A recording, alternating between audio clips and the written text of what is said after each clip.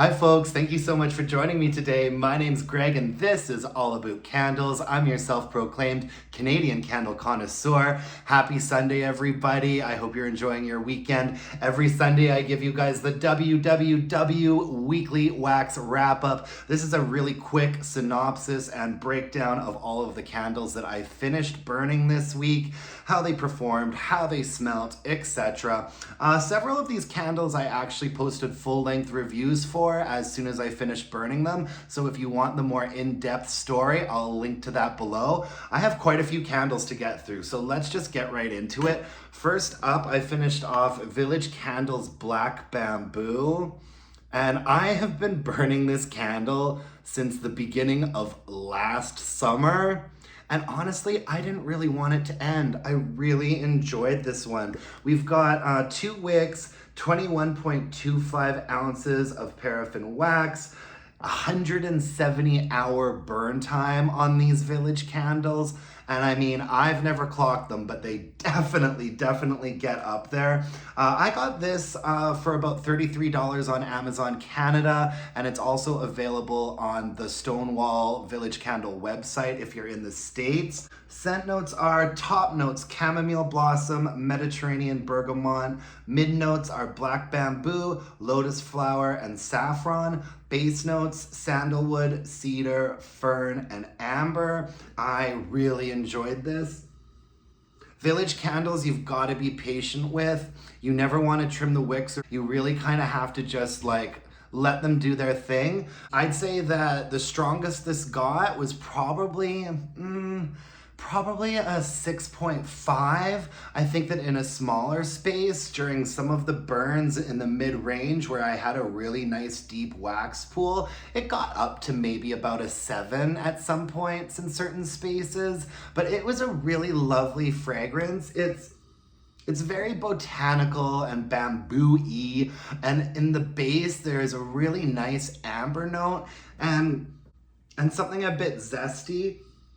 But for the most part, it's a really nice, leafy, botanical, dense fragrance. I really enjoyed this one. Yeah, absolutely lovely.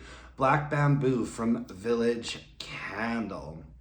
And next up, let's talk about Neroli from DW Home. I feel like I'm one of the only YouTubers that covers DW candles because I'll just be frank with you, most of them are crap.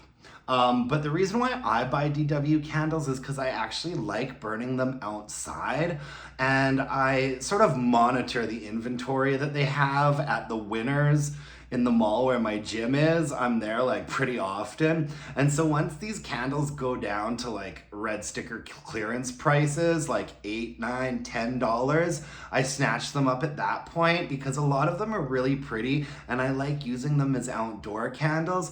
And I actually had high hopes that this might actually be a decent candle because it reminds me a lot of Sea Salt and Neroli from Bath and Body Works. In fact, this entire line from DW reminds me a bit of what Bath and Body Works is trying to do with their neutrals collection right now. Just very simplistic, contemporary sort of jars and really natural, earthy fragrances. And yeah, oh God, this doesn't smell good anymore. I was hoping that this would be a decent candle and have a bit of strength and throw because I just love the Sea Salt and Neroli from Bath and Body Works, but it didn't, and it wasn't, and it isn't. This was not great. I mean, I did try burning it inside in a hurricane, in a medium space. I think maybe it got up to a 4.5 or a 5 for strength and throw. And once we got it down to about this part of the candle, maybe a third of the way down, it started running into this issue that you often have with 2-wick candles that aren't great quality, where you need to let it burn for a long time so it will pool out. But if you let it burn that long, it starts sooting. So this candle lived pretty much its entire life outside on my balcony. And look at the jar. just a lot of soot. I burned it all the way down to the wick nickels. And yeah, not a repurchase for me or a recommendation for you, but it looked nice when it was out there in the evenings. All right, enough of that. How about we talk about Goose Creek's ice cream vanilla sugar?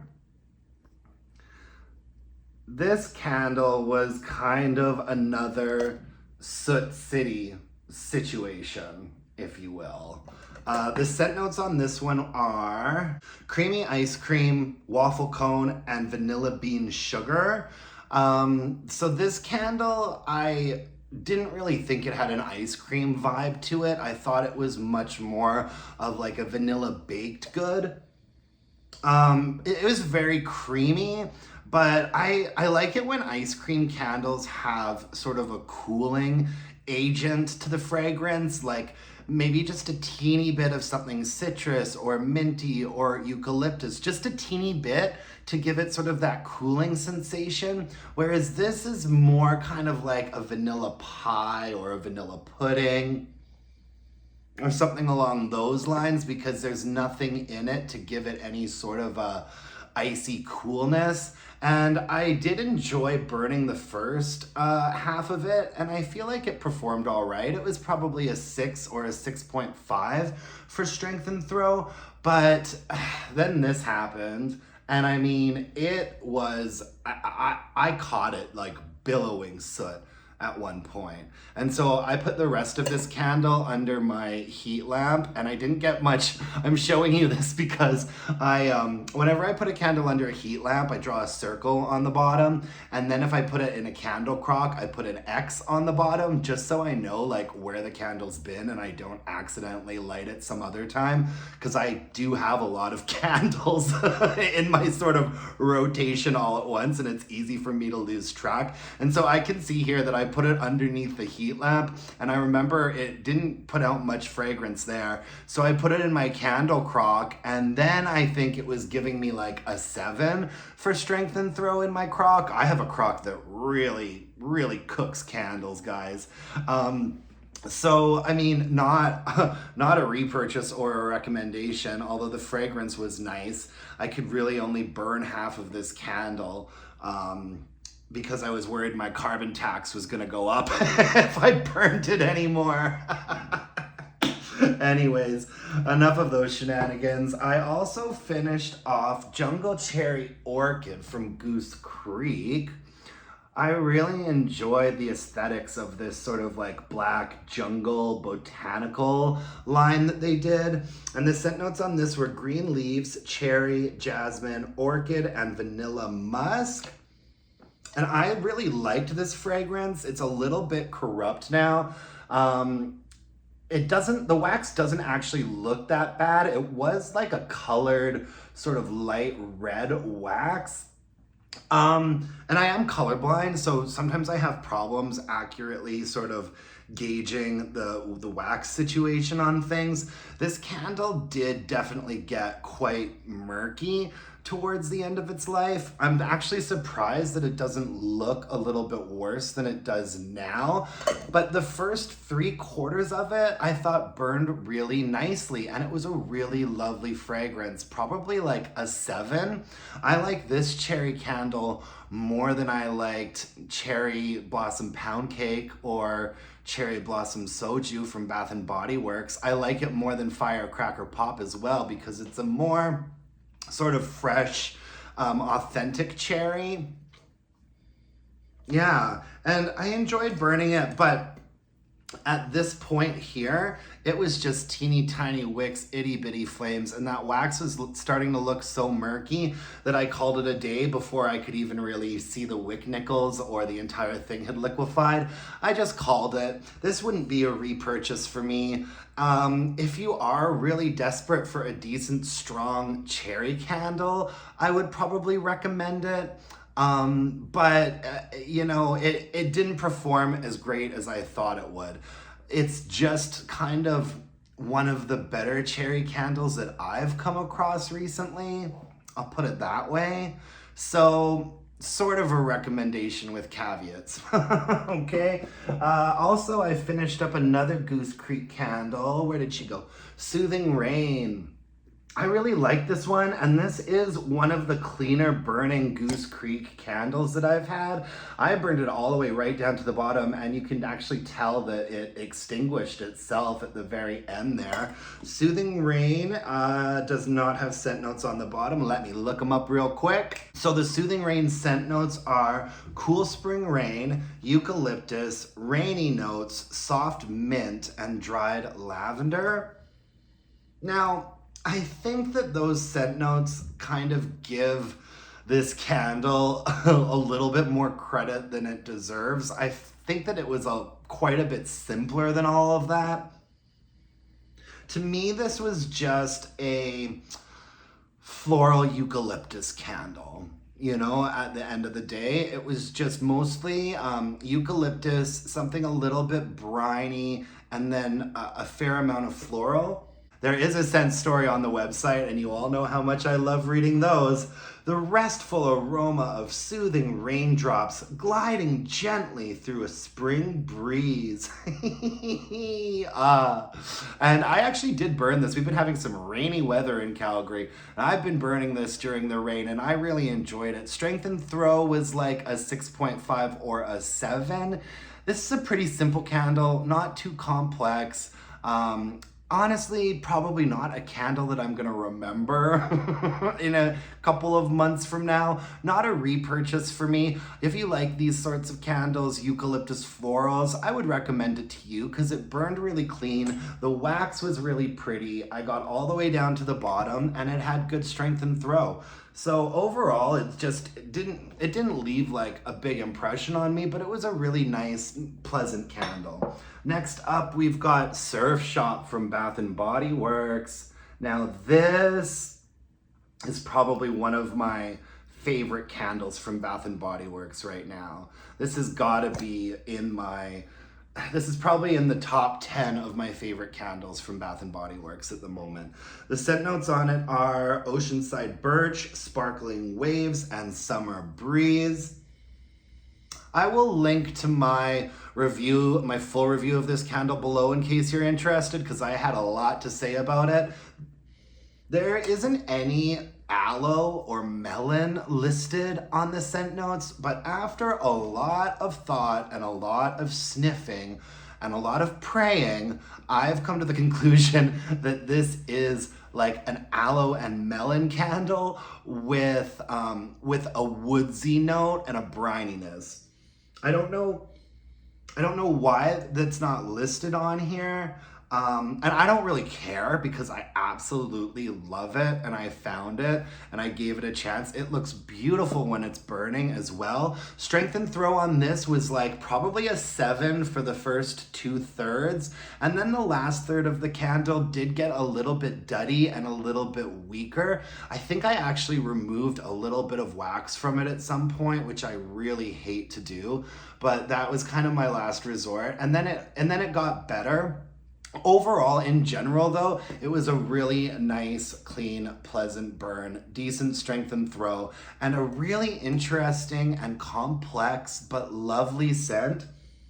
It's so well balanced and so nice and so interesting, and every time I smell it, I feel like I get something a little bit different. If you had told me this was a melon and aloe candle, I would have believed you. If you had told me that this was a briny oceanside candle, I'd buy that. And if you told me that this was a woodsy candle, I'd also believe that as well. You get all of that in here, and it's really nice. It's on sale on the Canadian website for $11 right now, so don't sleep on it. I don't think this has been around since 2019, and the fact that it's the only candle in this collection that is still on the website makes me think that it hasn't been this popular, so I don't know when we're gonna see it again. So I backed it up substantially. Next up, I finished off Dark Amber and Oud.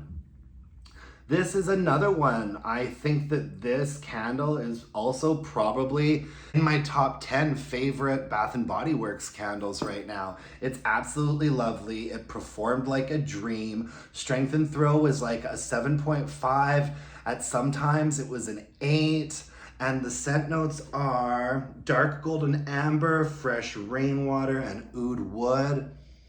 Oh my God, I love this one. I absolutely love it. It is deep, dark, resinous, a little bit sexy, a little bit woodsy. The amber gives it sort of almost a little bit of like a deep, dark fruit and a little bit of salt as well. I absolutely adore this one. I can't recommend it enough. And this is also on the Canadian website right now for $11. So I would maybe run, don't walk. Usually the $11 candles stay at that price for quite a while when they do that on the Canadian website. They rarely go down fully to like $6 or $7. Right now, Happy Hanukkah is like $7. There's like 3 different versions of leaves that are $7, but I think that $11 might be the best that it gets for both Dark Amber and Oud and Surf Shop. Next up, I finished off some of my beloved single wicks from Bath and Body Works. I finished off the amber candle. Speaking of amber, can you guys tell I like amber a little bit? The scent notes on this are plum, fresh rose, and woodsy musk. And what I think this candle is it is the amber note that Bath and Body Works uses in a couple of their candles. It's the amber note that you get in Dark Amber and Oud, and it's the amber note that you get in Salted Amber and Vetiver. To me, it is that amber note just isolated by itself. And it's a little bit sweeter than those other 2 candles. This is a bit more of a fruity amber. I see plum is listed there. And there is a bit of a woodsiness and a floral to it as well. I just think that this candle is lovely. When they went down to like $4.70 here in Canada, I stocked the F up. I like to burn these in a small to medium space in our Hurricane, which will give you a 7 for strength and throw from a single wick. And these burn longer than 3 wicks, and you can let them burn for a longer period of time. I let these go sometimes for 5 or 6 hours and have no problems at all with them. And then I also finished off the vanilla single wick in this same collection. I just love how simplistic and contemporary these candles looked with the gray wax. I burned both of these all the way down to the very bottom. And this is a really nice, smooth and smoky amber, rich vanilla, fresh clove, and soft sandalwood. I don't pick up on the clove so much. I get a bit more of a smokiness from it, but the sort of creamy woodsiness of sandalwood is definitely present in there. And yeah, I really love this one too. I've stocked up on this one. You'll be seeing it again in a weekly wax wrap up at some point. I promise you that. And so yeah, that's all I have for you today. All of the candles that I finished. How is everybody's Sunday going? I hope it's going really well. I'm a little bit tired. Yesterday, I helped my friend Teddy throw a big birthday celebration for his grandmother who just turned 95, and we had like almost 100 guests and great food and flowers and chocolate boxes, and it was a really good time. We had a black and white photo booth, and I'll put a picture up of me and Teddy actually. And so yeah, that was last night and kind of exhausted me, so I slept in a little bit today, got myself a nice coffee and ran some errands. Tonight I'm gonna order some dinner and watch Game of Thrones, House of the Dragon with the boyfriend. We are obsessed. I think I like this series more than I liked a lot of the original Game of Thrones series. I'm especially obsessed with the Emma Darcy who plays Rhaenyra in the show. I'm obsessed with them. I mean, they're just one of the best actors I have ever seen on a television screen. The performances and the special effects and the pearl clutching shock of that show just keeps me coming back for more. I mean, we kind of build our entire Sunday night routine around watching that show at this point, but you're not gonna have to listen to me talk about it for much longer because I think there's only 4 episodes left. There's only like 8 episodes now. When did it start happening that television series would only be like 6, 7, or 8 episodes? It bothers me because I don't find many TV shows that I like, and so when I do find one that I like, I want it all the time. And like, we've waited like 2 years for the new House of the Dragon and it's only 8 episodes. That's kind of a bummer, but they are making every episode count, I'll tell you that. Let me know in the comment section what you're doing. What candles did you finish burning up this week? Let me know if you have any recommendations I should know about. If you could hit me up with a thumbs up, that would really mean the world to me. And until next time, my dear candle-loving friends, let's burn some candles and bitch about it. Thanks, folks. Bye-bye.